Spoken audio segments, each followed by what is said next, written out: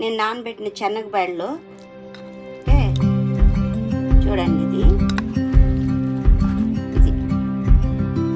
ఎర్రగడ్డ, పచ్చిమిరపకాయలు, పట్ట, లవంగ, కొత్తిమీర అన్నీ ఒక్క ముక్క గ్రైండ్ చేసి ఇలా మిక్స్ చేయను, ఇలా పెడతాను. వేసేటప్పుడు మిక్స్ చేస్తాను, ఎందుకంటే వాటర్ ఊరుతాయని.